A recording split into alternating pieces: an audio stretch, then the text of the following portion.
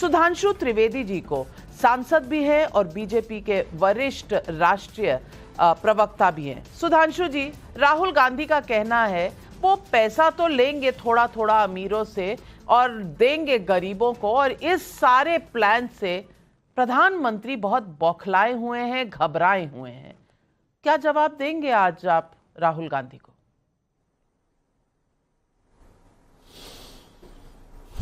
जिन पार्टियों ने, अब जिन परिवारों ने पूरी पार्टी को अपनी विरासत बना के रखा, किसी में उसको एक रत्ती का हिस्सा नहीं दिया और बगैर कोई नौकरी, काम धंधा और बिजनेस किए हुए हजारों करोड़ के ट्रस्टों के मालिक बन के बैठे। मैं फिर कह रहा हूं, वो कहेंगे मेरी संपत्ति तो इतने ही करोड़ की है जो मैंने डिक्लेयर की है, पर जिन ट्रस्टों के मालिक है हजारों करोड़ की संपत्तियां लेके बैठे हुए हैं अब, और जिनकी भारत की सांस्कृतिक विरासत पर हमेशा कुदृष्टि रहती है, अब हर मेहनतकश आदमी की विरासत पर उनकी गिद्ध दृष्टि आकर बन गई है।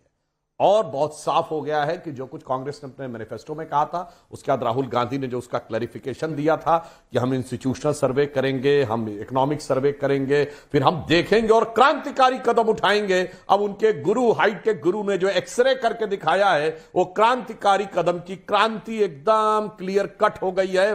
जो राहुल गांधी बहुत अपनी कमीज ऐंठ के कहते थे दूध का दूध, पानी का पानी होगा, अब उनके हाईटेक गुरु ने जो एक्सरे करके दिखा दिया है, उसके बाद दूध का दूध, पानी का पानी, छाछ का छाछ, रायता का रायता हो गया है। अब कुछ भी कोई किसी के पास बचने के लिए बचा नहीं है।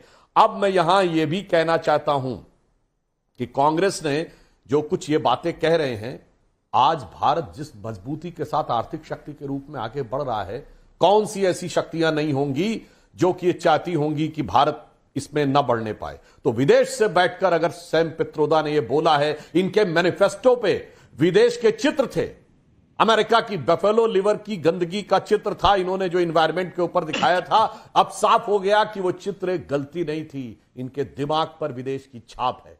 और इसीलिए सैम पित्रोदा कहते हैं कि 50% तक का, अतः आधा कमाया तो आधा ले लेना चाहिए। और इसका जानते मैं कहना चाहता हूं, इसका प्रभाव क्या पड़ने वाला है। आप कहते हैं आप सोने पे लेंगे, आपको पता है कि इस समय संजय झा जी भी बैठे हैं और सुहेल सेठ जी बैठे हुए, इनको निश्चित रूप से पता होगा, हार्ड करेंसी के रूप में अब डॉलर का भविष्य अनिश्चित हो रहा है।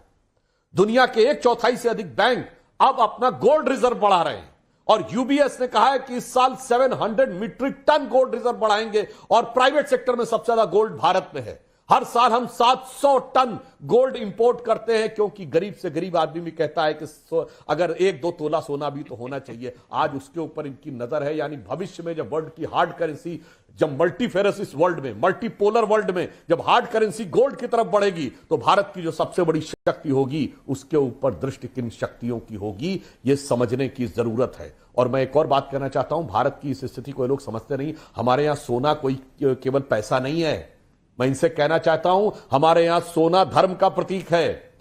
हमारे यहां सोना पूजा में यूज होता है और उसका सिर्फ मनी से यूज नहीं है। हीरा नहीं चढ़ाया जाता भगवान को, सोना चढ़ाया जाता है। शादी के समय सोना दिया जाता है बच्ची को। अगर कोई गरीब भी होता है तो चाहे 1 तोले की चेन दे तो मगर देता जरूर है। और जब मृत्यु हो रही होती तो भी कहा जाता है कि अगर घर में कोई सोना हो तो उस समय ला के रख दो। मगर क्या बताएं, विदेशी मानसिकता, विदेशी छाप के लोग, और मैं कहूंगा विदेशी षड्यंत्र, चाहे जाने या अनजाने में पड़े हुए लोग जो करने जा रहे हैं, देश की प्रबुद्ध जनता इसको भली भांति समझ रही है कि इनकी सोच, वो जो माननीय प्रधानमंत्री जी ने कहा, कांग्रेस की लूट जिंदगी के साथ भी और जिंदगी के बाद भी। संजय झा और सुधांशु त्रिवेदी जी ने जो कहा, बाहर की ताकतें, मुझे नहीं पता, पर सुधांशु जी आप जॉर्ज सोरोस एंड कंपनी की तरफ इशारा तो नहीं कर रहे थे, लेकिन सवाल ये उठता है संजय झा कि ये इस तरह के जो नंबर ऑफ, बताएं सुधांशु जी, किसका नाम ले रहे थे? बस एक लाइन कह दूं। देखिए, पहले विदेश में एक कॉन्फ्रेंस होती है डिसमेंटलिंग ग्लोबल हिंदुत्व, फिर भारत में कॉन्फ्रेंस होती है इरेडिकेशन ऑफ सनातन धर्म, और फिर उसको अपोजिशन वाले पूरा इको करना शुरू करते हैं। तो बस दूध का दूध, पानी का पानी हो जाता है कि मूलतः कौन कहां से प्रेरित होकर कौन से षड्यंत्र का जाने में या अनजाने में, मैं पुनः कह रहा हूं, हर व्यक्ति जान के हिस्सा है ऐसा मैं नहीं कह रहा हूं। संजय झा, 1953 से इनहेरिटेंस टैक्स, एस्टेट टैक्स तो कांग्रेस पार्टी ने लगाया था, 1985 में हटाया भी कांग्रेस पार्टी ने था। और लोग लिखते हैं, आज मैं रिसर्च कर रही थी तो ऐसे कमेंट्स आ रहे थे कि 84 में जो हुआ, जो घटना हुई थी उसके बाद जो संपत्ति गांधी परिवार को मिलनी थी, शायद इसलिए एस्टेट टैक्स हटाया गया, मैं नहीं जानती। लेकिन estate tax VP Singh as वित्त मंत्री ने बजट ऑफ 1985 में हटाया। मैं पूछना चाहती हूं, क्या अब हम वापस उसी इरा में जाना चाहते हैं जो कम्युनिस्ट कंट्रीज जिससे एक्सपेरिमेंट करके विनाश काल की तरफ जा चुकी हैं? नंबर 1। और नंबर 2, बार बार ये कहा जाता था कि मैनिफेस्टो में तो ऐसा कुछ नहीं लिखा। अरे मैनिफेस्टो के रिलीज पे राहुल गांधी जी ने जो कहा, आज सुबह जो राहुल गांधी ने कहा और अंकल सैम ने जो पर्दा खोला है, उसके बाद कहीं पर भी कोई सस्पेंस बाकी रह गया है? नाविका जी, आपने सुधांशु जी को करीब 4-5 मिनट का वक्त दिया है, तो मुझे भी बीच में नहीं टोकिएगा। मैं संक्षेप में जवाब दूंगा, लेकिन मैं भी अपने 4 मिनट जरूर लेने वाला हूं। देखिए, ये तो चंदा लो धंधा लो पार्टी है। इलेक्टोरल बॉन्ड जो 1947 के बाद सबसे बड़ा घोटाला है हमारे देश में, वो तो दुनिया देख चुकी है। इस चुनाव में उसका नतीजे में भी उसका असर आप देखिएगा। 4 जून को हम लोग मुलाकात जरूर करेंगे। भ्रष्टाचार का मिसाल है भारतीय जनता पार्टी। जब मोदी जी ने एक समय कहा था, न खाऊंगा न खाने दूंगा, उनका मतलब था कि मैं जी भर के खाऊंगा, मैं पेट भर के खाऊंगा। और इलेक्टोरल बॉन्ड में तो इनका पूरा खुलासा और भंडाफोड़ हो चुका है। अब देखिए, ये पारदर्शिता में भी इनकी बधाई देनी पड़ेगी। नरेंद्र मोदी के नाम पर एक क्रिकेट स्टेडियम है, एक तरफ अदानी एंड है, एक तरफ अंबानी एंड है। तो इनका प्राथमिकता गरीब, किसान, मिडिल क्लास, युवा, महिलाएं तो है नहीं। वो तो सिर्फ बयानबाजी के लिए है। कांग्रेस पार्टी का जब से घोषणा पत्र आया है, ये बौखला गए। मोदी जी का भाषण तो सब लोगों ने सुना और हम लोग शर्म से अपने सर का सबने झुकाया है। चाहे सुधांशु जी माने या न माने, प्रधानमंत्री का भी कोई मर्यादा होता है गुरुजी।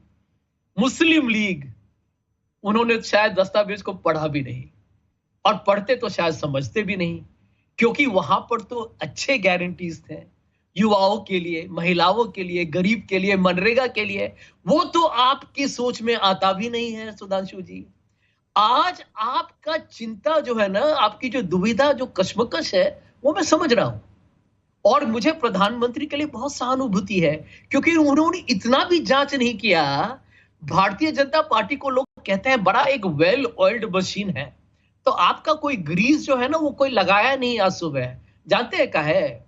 जब प्रधानमंत्री जी ने आरोप लगाया कांग्रेस में, तो वो ये भूल गए कि उन्हीं की सरकार के जयंत सिन्हा ने खुलेआम कहा था कि हमको इनहेरिटेंस टैक्स चाहिए। अरुण जेटली भी चाहते थे, और हमको इतना भी मालूम है कि 2019 के बजट में वो शायद आने भी वाला था। आप लोग हिचकिचा गए हैं, लेकिन वो शायद 2024 की बजट, यदि आपकी सरकार जीती, मेरा तो उम्मीद है कि आप नहीं आएंगे। हम पूरे विश्वास के साथ कह रहे हैं, आप लोग घोषणा पत्र नहीं, आप लोग तो धोखा पत्र में नंबर 1 है। आप इनहेरिटेंस टैक्स लाइएगा, क्योंकि आपके तो वित्त मंत्री ने कहा था। दूसरी बात नाविका जी, इस पर जरा ध्यान कीजिएगा। मोदी जी कहते हैं मंगलसूत्र, जमीन, ये तो सब झूठ है। ये तो सब दुनिया जानती है कि मोदी जी झूठ बोलने में नंबर 1 है। हम आज सुधांशु जी तो एकदम स्ट्रेट फेस रखेंगे, बेचारे उनके नेता हैं, उस पर क्या बोलेंगे। लेकिन मोदी जी तो राजनेता नहीं, अभिनेता नंबर 1 है। और अभिनेता जो है स्क्रिप्ट पे काम करता है, सच्चाई पे नहीं, वास्तविकता पे नहीं। तो झूठ बोलने में नंबर 1 है, और उनका झूठ जो है अब पकड़ा गया है। और मैं बताने वाला हूं आपको कि जमीनी स्तर पर जो बदलाव हो रहा है, उसको लेके आज भाजपा का बौखलाहट देख लीजिए। सैम पिट्रोडा, वो वित्त मंत्री नहीं है, वो तो इंडियन ओवरसीज कांग्रेस में बैठे हुए शिकागो में। उन्होंने अमेरिका में जो भी उनके परंपरा है, उनकी जो टैक्सेशन है, उस पर कोई टिप्पणी की। उसको लेके जिस तरह से इन्होंने कूदा है उस पर, ये क्या बताता है आपको? चिंता, भयभीत होना। आपके 4 मिनट हो गए। मैंने अपने आप को बहुत रोका, लेकिन 4 मिनट आपके हो गए। और बाकी जितने पैनलिस्ट हैं वो शायद परेशान हो रहे हैं। लेकिन मैं पूछना चाहूंगी आपसे संजय झा जी, 4 मिनट के भाषण में आप सैम पिट्रोडा पर कुछ कहना भूल गए। आपने ये नहीं बताया कि सैम पिट्रोडा, सैम अंकल जो हैं, वो सैम अंकल दुबई में लेक्चर अरेंज करते हैं, सैम अंकल कैम्ब्रिज में लेक्चर अरेंज करते हैं, सैम अंकल राहुल गांधी को लंदन स्कूल ऑफ इकोनॉमिक्स लेके जाते हैं, बर्कले लेकर जाते हैं। तो क्या बुरी बात है? ये सैम अंकल सिर्फ इंडियन ओवरसीज के चीफ हैं। आप ऐसा मानते हैं सुहेल सेठ? और आपके सामने सैम पिट्रोडा जी, नरेंद्र मोदी जी और राहुल गांधी के सारे बयान हैं। सुहेल सेठ, आपको क्या लगता है? ये कांग्रेस पार्टी ने 2 आदमियों के साथ बहुत ही ज्यादती की है। एक है संजय झा, जब उन्होंने सच बोला उनको सस्पेंड कर दिया। आज जब सैम पिट्रोडा ने एक बयान दिया तो उन्होंने कहा कि भाई हम इस बयान के साथ अलाइन नहीं। पर बयान तो दिया ना संजय, जो भी आप कहो, गुड बैड इंडिफरेंट। अब उस बयान पे अगर चर्चा नहीं होगी तो किसके बयान पे होगी? उस बयान पे जिस आदमी ने चर्चा की वो आदमी हर वक्त राहुल गांधी के साथ होता है, राहुल गांधी के लेक्चर टूर्स अरेंज करता है, हर वक्त जो भी ओवरसीज प्रोग्राम्स होते हैं उसमें सैम पिट्रोडा शामिल होता है। तो जो कॉमन मैन है, जो आम आदमी है, वो तो यही सोचेगा ना कि भाई सैम पिट्रोडा ने या तो राहुल की परमिशन के साथ कहा है या वो राहुल के गुरु हैं। और अगर वो राहुल के गुरु हैं तब जाके आज हमें पता चला कि राहुल जो टिप्पणियां देते हैं वो क्यों देते हैं, क्योंकि जैसा गुरु वैसा शिष्य। तो इसमें कोई 2 बातें नहीं है कि ये बयान उन्होंने दिया। जो मेन इंपॉर्टेंट बात है वो बयानबाजी की नहीं है, वो है कि क्या इस देश में ये इनहेरिटेंस टैक्स हमें लाना चाहिए कि नहीं। उस पर कोई 2 राय नहीं है कि नहीं लाना चाहिए, क्योंकि आप लोगों का और लोगों की संपत्ति के साथ खिलवाड़ कर रहे हैं। आप ये कह रहे हैं कि भाई आपने जितनी आपने कमाई की आप वो पब्लिक को दे दीजिए। क्यों दे भाई? किसी के बाप का पैसा है, नंबर 1। नंबर 2, क्यों सरकार को दे? आप एक जमाने में कहते थे कि सरकार मैनेज नहीं करती। आपके प्रधानमंत्री उस समय राजीव गांधी ने कहा था अगर 1 रुपया सरकार खर्च करे उस 1 रुपए में सिर्फ 15 पैसे लोगों को जाते हैं। आप उस सरकार को पैसा देना चाहते जो मेरी हार्ड अर्न्ड इनकम है? क्यों मैं दूं? नंबर 3, ये क्या कोई तरीका है प्रॉब्लम सॉल्विंग का कि आप रीडिस्ट्रीब्यूशन करेंगे? अगर आप में अगर कोई क्षमता हो तो आप एक ऐसा इकोनॉमिक पॉलिसी या प्रोग्राम लाइए जिससे लोग और पैसा कमाएं। रीडिस्ट्रीब्यूशन की फिर जरूरत नहीं होगी। रीडिस्ट्रीब्यूशन की जरूरत तब होती है जब आप इकोनॉमी को एक कम्युनिस्ट दायरे से देखेंगे, एक सोशलिस्टिक दायरे से देखेंगे, और वही हो रहा है। कांग्रेस की इकोनॉमी और कांग्रेस की इकोनॉमिक पॉलिसी सिर्फ एक ही चीज पे अड़ी हुई है कि कैसे हम सरकार का पैसा लोगों में बांटे, ये नहीं कि कैसे हम लोगों को इतनी काबिलियत दें कि लोग और कमाई कर पाए। That is the problem. वो अंग्रेजी में कहावत है ना, you want a man to live, don't give him fish, teach him how to fish. Problem ये नहीं है कि नरेंद्र मोदी ने क्या कहा, राहुल गांधी ने क्या कहा। अभी इलेक्शन सीजन है, अभी और बयानबाजी होगी। अभी तो इन्होंने शुरुआत की है, सैम पिट्रोडा ने। पिक्चर तो